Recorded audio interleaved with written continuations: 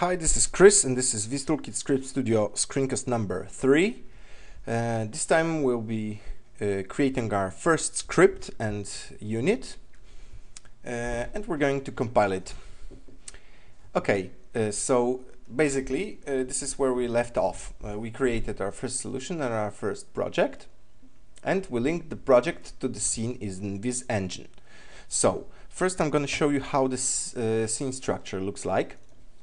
Okay, so the scene is actually empty. It contains two groups, the scripts and the root. And under the scripts group, there is this create container group where we will place our script. Okay, so let's close the scene. The scene doesn't need to be open, but we have to switch to on air, and let's get back to Script Studio. Okay, so to create a new script, we can either select it from here, from the ribbon, new script, or we can right-click the script folder on Solution Explorer and select and hit the Add New Script from context menu. So let's call our new script Create Container. Let's hit OK. The script is created. Let's open it. Okay, so what we're going to do, we're going to create a simple script that will have a button in its GUI, and each time we hit the button in scripts GUI inside Viz Artist, a new container will be added to the specified container, root container. And this is a simple hello world-like script, but nevertheless, let's get started. So let's add on init and on init parameters event handlers, and let's register parameter container. Let's give it a name root container conf and label root container. And the second thing is going to be our button. So let's register push button. Create sub container, and let's give it the button ID of 0. Okay, now we need some global variable to store the root container.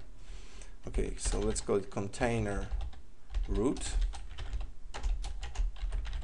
as container, and on init we're going to initialize it. So container root equals get parameter container root conf. Now what we need to do is to listen for the changes of each parameter. So we have to handle update the container root variable each time our parameter changes. So if parameter name equals root count, then container root equals get parameter container parameter name. Okay, now the last part is to handle the button click. So this is on exec action event handler, and if button ID equals 0 in our case, then we're going to create a new container. Okay, so the first thing we need to check is to whether the container root isn't null. So if container root isn't null, we're going to create a new subcontainer in it. So let's define the name of the new container. So the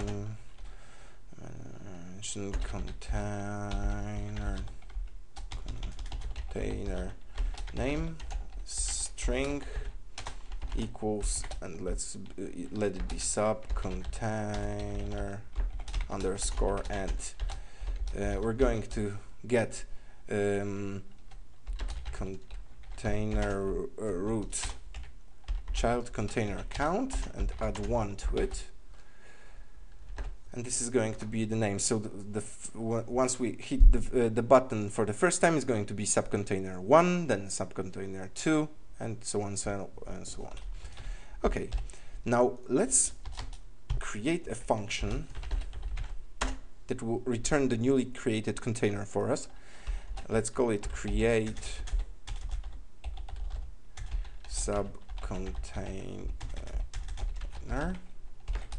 and we're going to need 2 parameters, is parent container and name, a string, and the function will return the container. So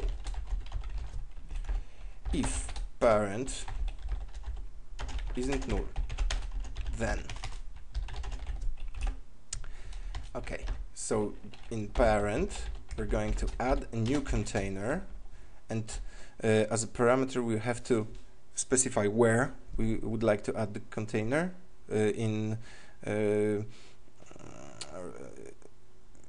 Where till next means it will be added under as a next container to it. The previous is previous, and down is going to be our subcontainer, so we'll have to select down. Okay, now the add container function returns the container, so container, and now we have to alter the name parameter of the container as our name, and we have to set the return value of our function subcontainer equals to our newly created container. Okay, but what if the parent container is null? Okay, well, let's handle the else case. Create, I misspelled it here, create subcontainer equals null also. Okay, so cont new container as container equals create subcontainer, and we pass container root and our container name as parameters. And if new container isn't null, then let's update the scene update scene tree. Of course, this part is only valid in authoring mode, so in artist mode, and in other mode it would be just ignored. Okay, so this should work. Let's check it.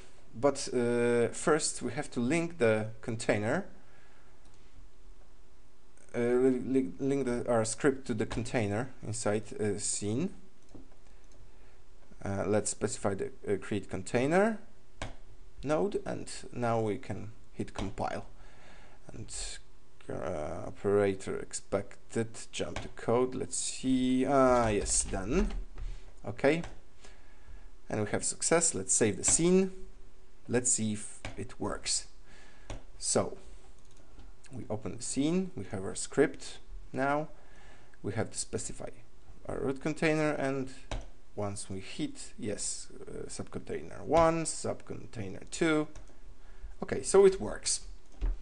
Let's delete those. Let's save and switch to an error. Okay, but what if we want to use this function in another script? Well, we need to put it into a unit. So let's create a new unit, add a new unit. Let's call it container methods. Let's open it, and let's just cut and paste this function here. Okay, so we have our function in container methods unit, and let's try to compile the script now. Well, it tells us that he can't call the create subcontainer because he doesn't know what it is, and that's because it doesn't hold the definition of the create subcontainer method, which we have in our container methods unit. So we have to tell Script Studio to use this unit. So use container methods, and now let's hit compile, and everything works okay. So let's once again switch to VizArtist and hit create subcontainer, and it works. Okay, so that's it for this tutorial. I hope you find it quite informative, and hope to see you soon.